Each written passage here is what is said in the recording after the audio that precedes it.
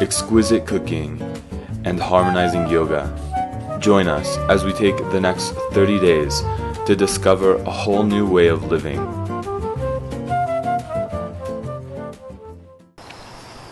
Hi, I'm Dr. Adam Cohen. Today we're going to be talking about the importance of doing warm-ups for deep stretching.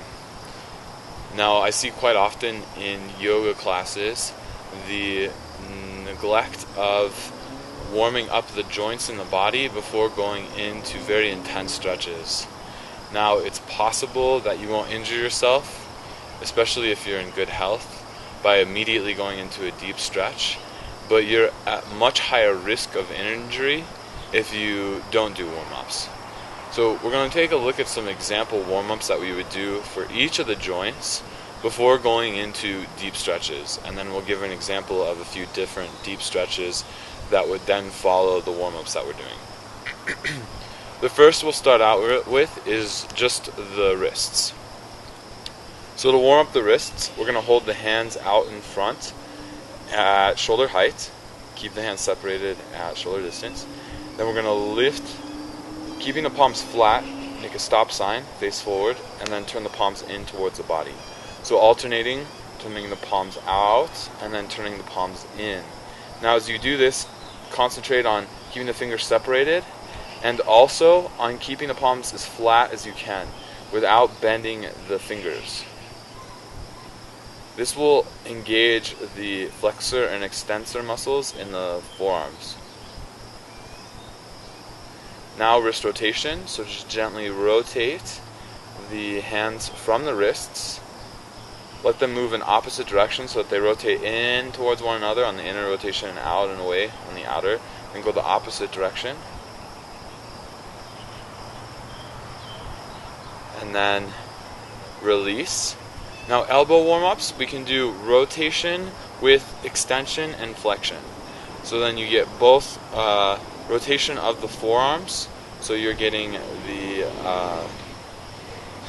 movement through the forearm, and then you're also getting the rotation of the forearms from the elbows and the flexion and extension of the elbow joints. Going in the opposite direction.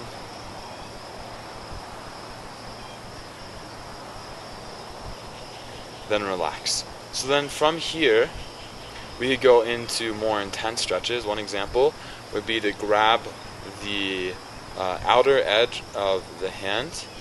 So I'm grabbing the outer edge of my right hand with my left, and then just extending out. And then as I do so, I'm trying to internally rotate the hand while the right hand is resisting. Now this is going to give a stretch to the interior muscles in the forearms.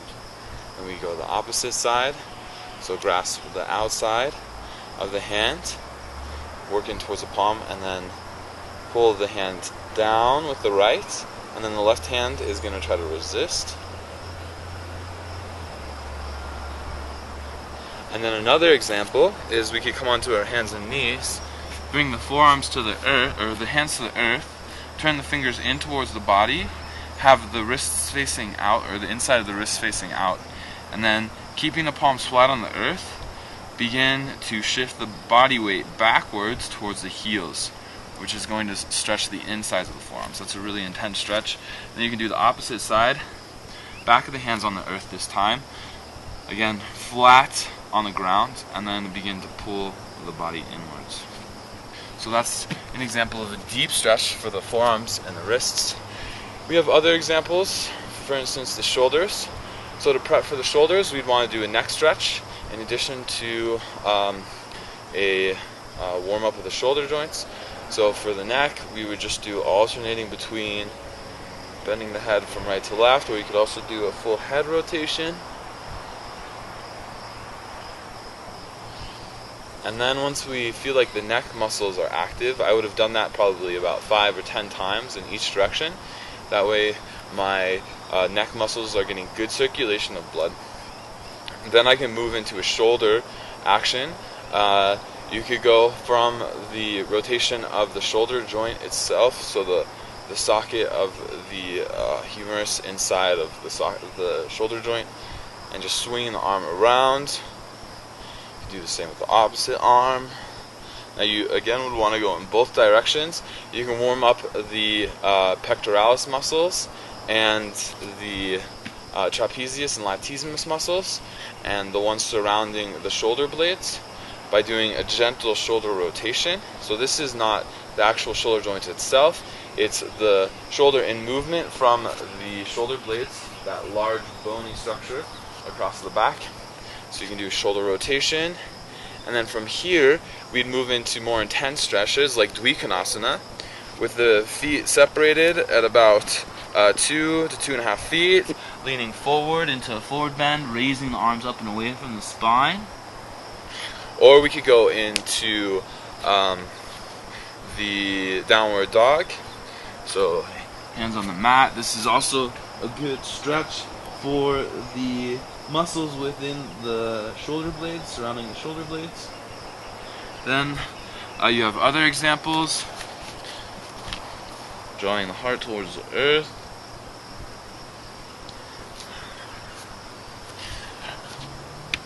So you can see then how we just prepped for the deeper stretches within the shoulders and the upper back.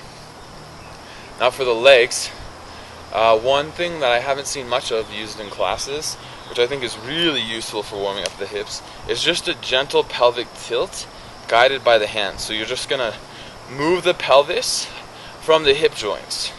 So instead of just moving the whole body around, you're just going to isolate through the pelvis and try to lift the right hip as high as you can while depressing the left hip. This is going to give a stretch to the interior side of the thigh, the groin muscle, and you just go the opposite side, stretching deeply, trying to lower the hip of the leg that you're focusing on. So if I want to stretch the interior side of my right leg, then I'm going to depress my right hip. Same for the left. Keep the hips facing forward. Don't allow any rotation through the hip, through the upper body. Try to keep the upper body fairly neutral. So if you watch my upper body, it's hardly moving. It's really only coming through the action of the pelvis.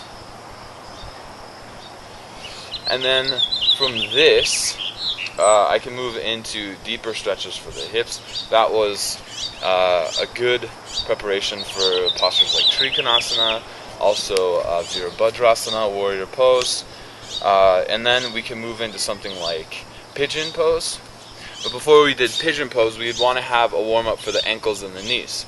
So knee joints, you could do something like a squat.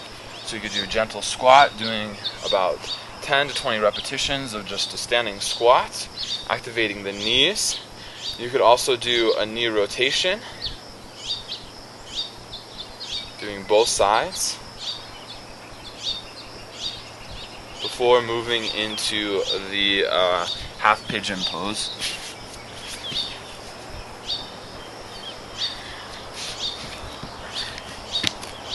So you can see how for each of the postures we have a preparatory dynamic movement exercise, and that's going to really prevent injury. You hear so many examples of people who are going into teacher training programs or who don't have much experience with yoga. They go into a class, immediately start deep stretching, and then find themselves with severe injuries.